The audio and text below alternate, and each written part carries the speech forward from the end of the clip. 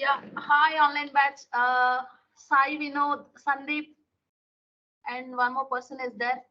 Hello everyone. Okay, so మీరందరూ ఈ courses నేర్చుకోవడానికంటే software developer అవుదామని వచ్చారు. సాఫ్ట్వేర్ డెవలపర్స్ ఏం చేస్తారు? అప్లికేషన్స్ డెవలప్ చేస్తారని చెప్పారు. So what is an application first of all? అదంతా వద్దు, జస్ట్ నాకు డెఫినేషన్స్. మనం ఇక్కడ మార్క్స్ రాస్తే మార్క్స్ ఏమి ఉండదు. మనం లైక్ నేర్చుకునేది ఏంటంటే మనం అప్లై చేయాలి. రేపు ఇప్పటి వరకు ఏం చేస్తాం? మనకి ఎంత రాస్తే ఎన్ని పేజెస్ ఫిల్ చేస్తే మనకి అన్ని మార్క్స్ వస్తాయి. So that we can get on, అందుకు చేసాం. బట్ ఇప్పుడు చేసేది మనకి మార్క్స్ పనిలేదు, మనకి ఆ నాలెడ్జ్ రావాలి. And the same we have to apply.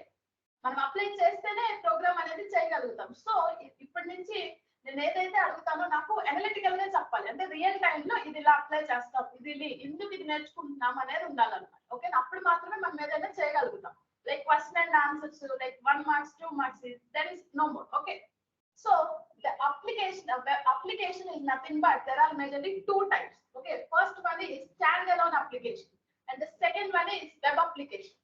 Standalone application అంటే మన సిస్టమ్ లో మనం ఇన్స్టాల్ చేసుకుంటాం కదా, VLC మీడియా ప్లేయర్ అని లేకపోతే జూమ్ అని అప్లికేషన్స్ వన్ టైం ఇన్స్టాల్ చేసుకుంటాం. We can use them forever. మళ్ళీ వాటికి బ్యాక్ ఎండ్ ఎలాంటి సర్వర్ సపోర్ట్స్ అలాంటివి ఏమీ పర్లేదు. Those applications are set to be standalone application. And the second one is web applications. Web application is the mostly used one. Okay na, so web application is the mostly used one. So enti ante mana system lo internet undali, right?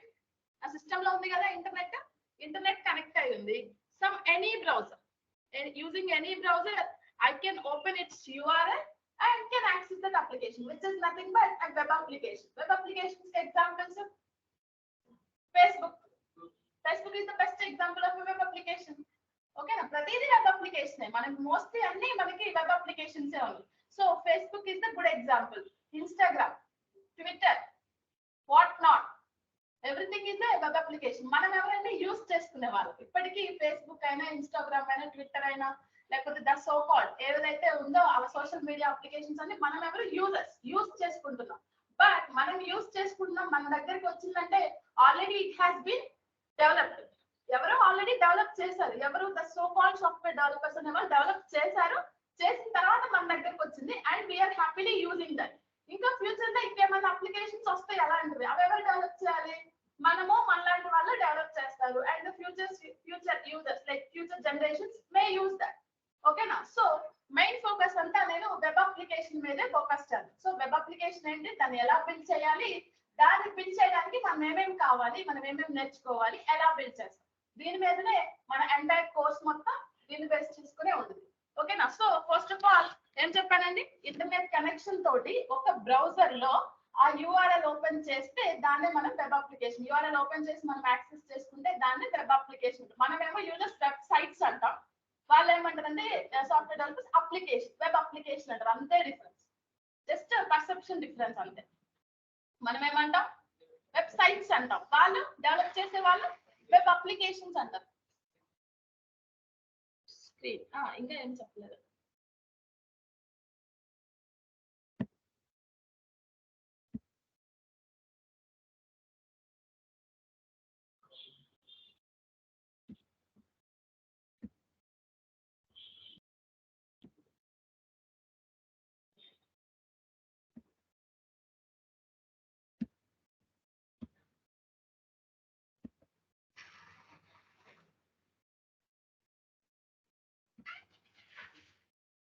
Okay, so let me open a website.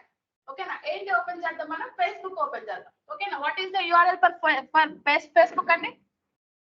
www.facebook.com. చూద్దాం ఇది open చేయగానే మనకి ఎలా వస్తుంది.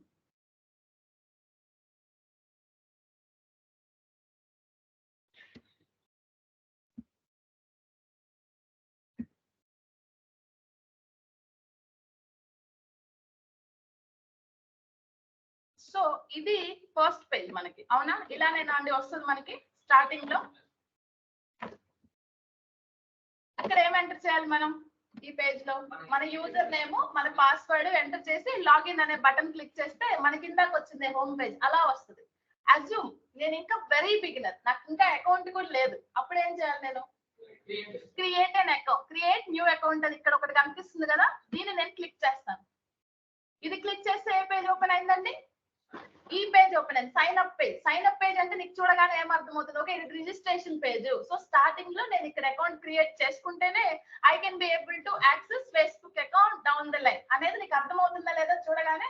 So ఈ sign up page నాకు ఏం చెప్తుందండి? సైన్ అప్ అని ఒక హెడ్డింగ్ లాగా ఒకటి చూపించింది, తర్వాత ఇట్స్ క్విక్ అండ్ ఈజీ అని ఏదో చెప్పింది, తర్వాత నా ఫస్ట్ నేమ్, తర్వాత మన సర్ నేమ్, మన mobile number or email address. మనకి ఫేస్బుక్ అకౌంట్ మొబైల్ నంబర్ తోనే క్రియేట్ చేయొచ్చు ఆర్ జీమెయిల్ ఐడి తోనే క్రియేట్ చేయొచ్చు. So either I can enter there. After that password ఇక్కడ మనం సెట్ చేస్తున్నాం మన అకౌంట్ కి కావాల్సిన పాస్వర్డ్ ని. This is where we set, right? తర్వాత అండి ఇక్కడ మన బర్త్ డీటెయిల్స్, ఇక్కడ మన జెండర్ డీటెయిల్స్, ఇవన్నీ ఇచ్చిన తర్వాత ఈ బటన్ ఉంది చూసారా, సైన్ అప్ అనే బటన్ క్లిక్ చేస్తారు. ఈ క్లిక్ చేసినప్పుడు ఏం జరుగుతుందండి? మీకు ఏం జరుగుతుంది? అకౌంట్ అనేది క్రియేట్ అవుతుంది. మీకు ఎలా తెలుస్తుంది అకౌంట్ క్రియేట్ అయ్యిందా లేకపోతే ఏమైనా ఎర్రర్ వచ్చిందా అని? ఒక మెసేజ్ వచ్చింది, ఎస్ఎంఎస్ కాదు, ఇక్కడే నీకు స్క్రీన్ మీద సమ్ కనిపిస్తుంది, your account has been created successfully, like that. అవునా? సో అకౌంట్ అనేది క్రియేట్ అయిందని మనకి తెలుస్తుంది. తర్వాత ఏం చేస్తామంటే హ్యాపీగా మనం ఈ పేజ్కి వెళ్ళిపోయి మన లాగిన్ ఏదైతే ఇచ్చామో అవి అండ్ పాస్వర్డ్ అవి ఇచ్చి ఎంటర్ చేసి లైక్ మనం ఏదైనా కావాలంటే తర్వాత అది చేస్తాం. సో మనకి ఇది మాత్రమే మనకు తెలుసు, బీయింగ్ యూజర్స్ మనం ఒక అకౌంట్ ఇక్కడ క్రియేట్ చేస్తే మనం యాక్సెస్ చేసుకోవచ్చు, ఇది మాత్రమే తెలుసు. బట్ బ్యాక్ ఎండ్ లో ఇలాంటి పేజెస్ ఇలాంటి అప్లికేషన్ తయారు చేయాలి అంటే it is not that easy. ఓకేనా? లైక్ ఏమేమి యూజ్ చేస్తారు వాళ్ళు అనేది చూద్దాం ఇప్పుడు. ఓకే,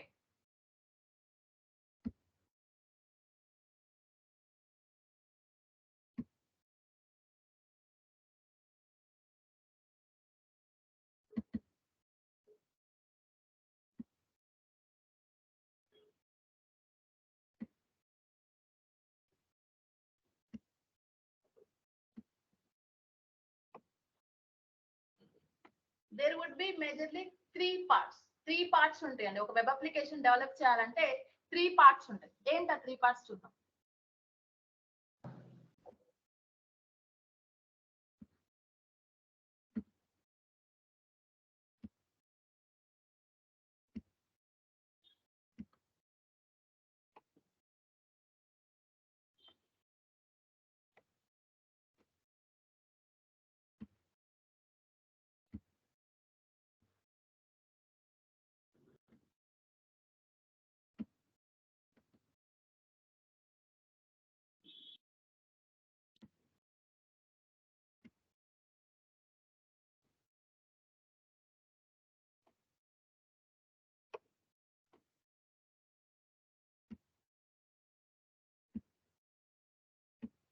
సో 3 బాక్సెస్ డ్రా చేశాం కదా. So what are these 3 boxes అంటే first box is called front end,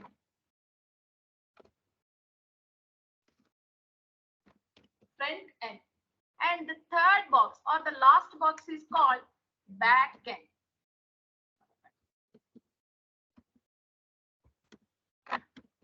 ఇది బ్యాక్ ఎండ్. ఈ రెండిటికి మధ్యలో ఉంది చూసారా, దీన్ని మిడ్ టైర్ అంటారు. ఏమంటారు? Mid tier. Front end, mid tier, back end, these all together will work to form an application. ఈ ఒక అప్లికేషన్ చేయాలి అంటే ఈ 3 కావాలి. సో ఏంటి ఫ్రంట్ ఎండ్ అంటే ఇప్పుడు మీరు చూసారే sign up page, login page, అవన్నీ యూజర్ కి కనిపిస్తున్నాయి, యూజర్ కి సమ్ ఇన్ఫర్మేషన్ చెప్తున్నాయి. It's sign up page, it's login page, ఇక్కడ నువ్వు లైక్ నేమ్ ఎంటర్ చేయి, ఇక్కడ పాస్వర్డ్ ఎంటర్ చేయి అని చెప్పి చెప్తుంది. అది చెప్తేనే కదా మనకి ఇక్కడ పాస్వర్డ్ ఎంటర్ చేయాలి, ఇక్కడ యూజర్ నేమ్ ఎంటర్ చేయాలని తెలుస్తుంది, లేకపోతే ఎక్కడో దగ్గర ఎంటర్ చేస్తాం కదా. సో అండ్ మనకి చెప్తుంది సమ్ ఇన్ఫర్మేషన్ అండ్ మన నుంచి ఇన్ఫర్మేషన్ తీసుకుంటుంది, right? So in both way it is interacting with the user, right? So this is called user interface. ఓకేనా? యూజర్ తోటి ఇంటరాక్ట్ అవుతుంది కాబట్టి దీన్ని ఫ్రంట్ ఎండ్ అయినా అంటారు, లేదంటే యూజర్ ఇంటర్ఫేస్ అయినా అంటారు. సో ఫ్రంట్ ఎండ్ అన్నా యూజర్ ఇంటర్ఫేస్ అన్నా ఒకటే. ఫ్రంట్ ఎండ్ అని ఎందుకు అంటారంటే అప్లికేషన్ కి అది ముందుంది మనకి కనిపిస్తుంది. So the second party is back end. Back end అంటే వెనకాల ఉంటుంది, అది మనకి కనపడదు, బట్ గ్రౌండ్ వర్క్ అనేది వెనకాల జరుగుతుంది, బట్ మనకి అది కనిపించదు. ఓకే, ఏంటి లైక్ ఎక్కడ ఇది పిక్చర్ లకు వస్తుంది అంటే, ఇందాక సైన్ అప్ పేజ్ లో మనం డీటెయిల్స్ అన్ని ఇచ్చి సైన్ అప్ అనే బటన్ క్లిక్ చేస్తాం కదా. క్లిక్ చేసినప్పుడు మనకి అకౌంట్ క్రియేట్ అయిందని మాత్రమే కనిపించింది. బట్ బ్యాక్గ్రౌండ్ లో ఏం జరిగింది అంటే, మన డీటెయిల్స్ మొత్తం డేటాబేస్ లో సేవ్ అయ్యాయి. ఎవరి డేటాబేస్ లో? ఫేస్బుక్ వాళ్ళ డేటాబేస్. ఓకే, నా ఫేస్బుక్ డేటాబేస్ ఇక్కడ ఉందా? ఇక్కడ లేదు. ఎక్కడ ఉంది? సమ్ యుఎస్ లోనో ఎక్కడో ఒక పెద్ద సర్వర్ లాంటిది అనుకోండి. డేటాబేస్ అంటే where all the details like మన డీటెయిల్స్ ఫేస్బుక్ లో ఎంత మంది అకౌంటెంట్స్ లైక్ ఏమంటారు అకౌంట్ యూజర్స్ ఉంటే వాళ్ళ డీటెయిల్స్ మొత్తం అక్కడే సేవ్ అవుతాయి. సో కొత్త యూజర్ ఎవరు సైన్ అప్ చేసినా గానీ వాళ్ళు సైన్ అప్ బటన్ క్లిక్ చేయగానే వాళ్ళ డీటెయిల్స్ మొత్తం వెళ్ళి ఆ డేటాబేస్ లో సేవ్ అవుతుంది. సేవ్ అయ్యి మనకి అంత సక్సెస్ఫుల్ గా సేవ్ అయితే అది మళ్ళీ ఫ్రంట్ ఎండ్ కి చెప్తుంది సేవ్ అయింది, బానే ఉంది. సో నువ్వు చూపించు, ఏమైనా మెసేజ్ చూపించాలంటే your account has been created successful అని ఒక మెసేజ్ చూపించు. So all the data base related all the like saving మన డేటా రిలేటెడ్ ఆపరేషన్స్ అన్ని ఎక్కడ జరుగుతాయండి? బ్యాక్ ఎండ్ లో జరుగుతాయి. సో బ్యాక్ ఎండ్ మనం డేటాబేస్ అని కూడా అనొచ్చు. ఏమనొచ్చు? డేటాబేస్. ఓకేనా? సో ఫ్రంట్ ఎండ్ అంటే అర్థమైంది, బ్యాక్ ఎండ్ అంటే అర్థమైంది. సో ఫ్రంట్ ఎండ్ ని అంటే ఆ వెబ్ పేజెస్ ని మనకి login page, sign up page వాటిని వెబ్ పేజెస్ అంటారు. ఏమంటారు? Web pages. Multiple web pages can together forms a complete website. ఒక వెబ్సైట్ లో చాలా వెబ్ పేజెస్ ఉంటాయి. ఒక్కొక్క పేజ్ కి ఒక్కొక్క ఫంక్షనాలిటీ ఉంటుంది. సైన్ అప్ కి ఒక ఫంక్షనాలిటీ, లాగిన్ కి ఒక ఫంక్షనాలిటీ, హోమ్ పేజ్ కి ఒక ఫంక్షనాలిటీ, ప్రొఫైల్ పేజ్ కి ఒక ఫంక్షనాలిటీ. అట్లా multiple pages together forms a web complete web application. ఓకేనా? అర్థమైందా? సో బ్యాక్ ఎండ్ అంటే లైక్ బ్యాక్గ్రౌండ్ లో డేటా అంతా సేవింగ్, మనకు అవసరమైనప్పుడు డేటా ఇవ్వడం. ఈ పని అంతా బ్యాక్ ఎండ్ చేస్తుంది. ఫ్రంట్ ఎండ్ అంతా యూజర్ తోటి ఇంటరాక్ట్ అవ్వడం, ఈ పని చేస్తుంది. ఓకేనా? సో నేను ఆ వెబ్ పేజెస్ చేయాలంటే నథింగ్ బట్ ఈ ఫ్రంట్ ఎండ్ లో ఉండే పేజెస్ చేయాలంటే నాకు ఏ టెక్నాలజీ కావాలి? Yes, HTML, CSS, Java script. HTML, CSS and Java script ఉంటే నేను ఫ్రంట్ ఎండ్ వెబ్ పేజెస్ నేను ఈజీగా డిజైన్ చేయొచ్చు. బ్యాక్ ఎండ్ అంటే డేటాబేస్ కి అర్థమయ్యే లాంగ్వేజ్ వచ్చేసి SQL. ఓకేనా? Which is nothing but structured query language. ఓకేనా? డేటాబేస్ అనేది ఏ కంపెనీ అయినా యూజ్ చేయి, బట్ ప్రతి ఒక్క డేటాబేస్ కి అర్థమయ్యే లాంగ్వేజ్ వచ్చేసి SQL. కంపెనీస్ అంటే డేటాబేస్ కంపెనీస్ అంటే ఇప్పుడు ల్యాప్టాప్స్ ఉన్నాయి, కొంతమంది HP వాడతారు, నేను లెనోవో వాడుతున్నాను, మీరు ఇంకొక డెల్లో ఏదో ఒకటి, లైక్ ఇంకొకరు మ్యాక్ వాడతారు. అట్లా మనకి లోపల జరిగే ఫంక్షనాలిటీ ఒకటే, but companies are different. In the same way database అనేది ఒక్కటే ఉండదండి. ఓకేనా? చాలా కంపెనీస్ ఆఫర్ చేస్తుంది. లైక్ ఒరాకిల్ ఒక డేటాబేస్, MySQL ఒక డేటాబేస్, MongoDB ఒక డేటాబేస్, DBT ఒక డేటాబేస్, HSQL అని ఒక డేటాబేస్. అవన్నీ after all NoSQL. Sorry, NoSQL ma'am. yes, multiple databases are there. There are after all different companies which are offering the database, but అందరికి అర్థమయ్యే language వచ్చేసి SQL. So మీరు back end లో development చేయాలి అంటే what is the language you require? Which language you require అండి? Structured query language. SQL language required. And front end web pages design చేయాలి అంటే HTML, CSS, JavaScript అనేది required. So next coming to the mid tag part. ఇంకా దీని గురించే కదా మనకి pending ఉంది. ఏంటిది? API తీసి పక్కన పెట్టండి. ఓకే, అసలు మిడ్ టైర్ ఏంటి? మనకి లైక్ బాడీలో చాలా ఆర్గాన్స్ ఉంటాయి, రైట్? మన బాడీలో చాలా అవయవాలు ఉంటాయి, ఆర్గాన్స్ ఉంటాయి. అవన్నీ కరెక్ట్ గా ఫంక్షనాలిటీ జరగాలంటే ఏది ముఖ్యం? Which organ is most important? Heart. అవునా? హార్ట్ అనేది లైక్ కరెక్ట్ గా వర్క్ చేసి బ్లడ్ అనేది అన్ని సెల్స్ కి, అన్ని ఆర్గాన్స్ కి పంపిస్తుంది కాబట్టే అవి వాటి ఫంక్షనాలిటీ చేయగలుగుతుంది. అవునా? అది చెప్పినట్టే కదా మిగిలినవన్నీ చేస్తున్నాయి. In the same way mid tier is the heart of the application. ఓకేనా? ఇది ఎలా చెప్తే అలా ఈ రెండు చేస్తాయి. ఓకేనా? ఎవరు చెప్తారు దీనికి? ఫ్రంట్ ఎండ్ కి నువ్వు ఫస్ట్ సైన్ అప్ పేజ్ చూపించు, తర్వాత వాళ్ళ డీటెయిల్స్ అన్ని కరెక్ట్ గానే ఉన్నాయి లేదు, next like once the account has been created login page చూపించు. నెక్స్ట్ లాగిన్ లో వాళ్ళు డీటెయిల్స్ ఎంటర్ చేశారు, ఇక్కడ లాగిన్ పేజ్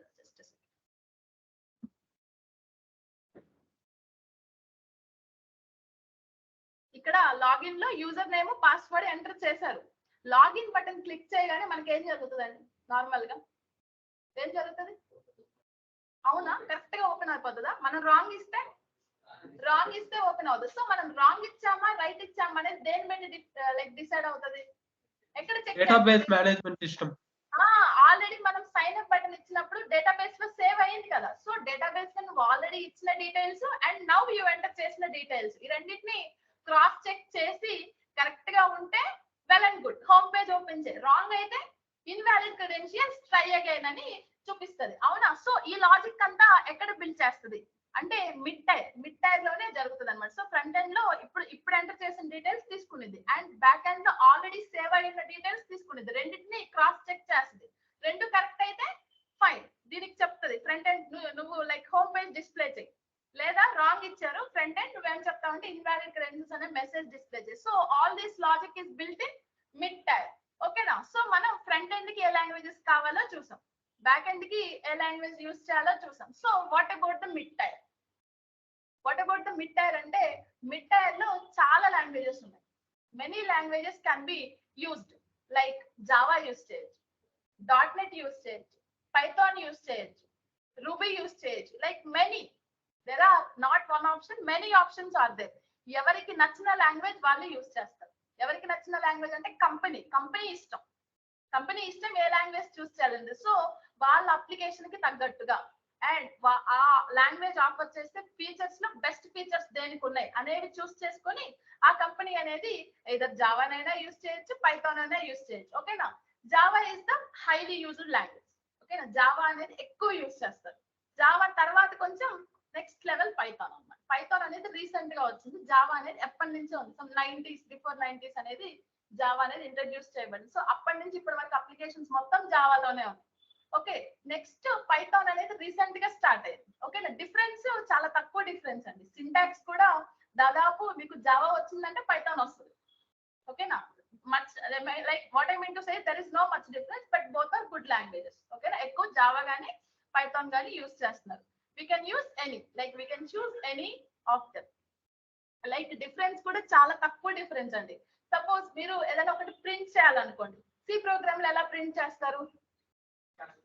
ప్రింట్ అని యూస్ చేస్తారు. పైథాన్ లో ప్రింట్ అంటారు. జావాలో అయితే system.out.println అంటారు. జస్ట్ మనకు అది తెలిస్తే చాలు. ఓకే, ప్రింటింగ్ వచ్చేసి ఏ లాంగ్వేజ్ లో ఏ స్టేట్మెంట్ యూస్ చేస్తారు, but remaining logic is all same. ఓకేనా? లాజిక్ అనేది మనకి మైండ్ లో వస్తే గనక ఏ లాంగ్వేజ్ లో ఎలా రాయాలని తెలుసుకుంటే చాలు. ఓకేనా? ఇప్పుడు డేటా టైప్స్ కూడా అండి, మనము లైక్ జావాలో స్ట్రింగ్ అంటాం, పైథాన్ లో str అంటాం, అంతే తేడా. ఓకేనా? Like both are equal, but it is up to you to choose which language you want. ఓకేనా? ఈ రోజు ఇక్కడతో ఆపేద్దాం. మనం నెక్స్ట్ కంటిన్యూ చేద్దాం. అండ్ ఇక్కడ నేను చెప్పిన HTML, CSS, Java script and back end లో చెప్పిన SQL అండ్ మిడ్ టైర్ లో చెప్పిన పైథాన్. మీరందరూ పైథాన్ కోసం వచ్చారు కాబట్టి మిడ్ టైర్ లో మనం పైథాన్ యూస్ చేద్దాం. So these three can be learn independently. మనం ఫస్ట్ ఇది నేర్చుకున్నాక ఇది నేర్చుకోవాలని ఏం లేదు, మూడు ఇండిపెండెంట్ గా నేర్చుకోవచ్చు. బట్ మనకి ఎప్పటికీ పిక్చర్ అనేది మైండ్ లో ఉండాలి. ఇప్పుడు HTML, CSS తో నేను స్టార్ట్ చేసానంటే ఓకే, నేను యూజర్ నుంచి సమ్ ఇన్పుట్ తీసుకోవడానికి, లేదంటే యూజర్ కి సమ్ ఇన్పుట్ చెప్పడానికి నేను వెబ్ పేజెస్ డిజైన్ చేస్తున్నాను. నేను గ్రాస్ప్ చేసిన ఆ లైక్ యూజర్ నుంచి నేను తీసుకునే ఇన్ఫర్మేషన్ నెక్స్ట్ పైథాన్ సైడ్ వెళ్తుంది. పైథాన్ ఏం చేస్తుంది? ఆ డేటాని సమ్ ప్రాసెస్ చేసి SQL డేటాబేస్ కి ఇస్తుంది. ఇది మైండ్ లో ఉంటే చాలు. ఓకేనా? So these three can be learn independent. మనం ఒకటి అయిపోయిన తర్వాత ఒకటి చూద్దాం. ఫస్ట్ మనం HTML, CSS, జావా స్క్రిప్ట్ తోటి స్టార్ట్ చేద్దాం. అది అయిపోయిన తర్వాత ఏదో పైథాన్ చూద్దాం, లేదంటే SQL చూద్దాం. Python then SQL or SQL then Python, ఏదైనా కానీ లైక్ ఇట్ డిపెండ్స్. ఓకేనా? ఇప్పటి వరకు ఎవరికైనా ఏమైనా డౌట్ ఉందని, ఇది ద వెరీ బేసిక్ డెమో అన్నమాట. మనం ఏం నేర్చుకోబోతున్నాం, ఎందుకు నేర్చుకోబోతున్నాం, మనం ఎలా డిజైన్ చేస్తాం అప్లికేషన్ అనేది ఇది. ఓకేనా? అర్థమైనట్టేనా? Everyone clear? క్లియర్. ఓకే అండి, థ్యాంక్ యూ. ఎవరికి ఏం డౌట్ లేకపోతే we can wind up today. Okay, bye అండి, థ్యాంక్ యూ. ఎవరికి ఏ డౌట్స్ లేవు కదండి? Clear right? See you in the next class. Bye.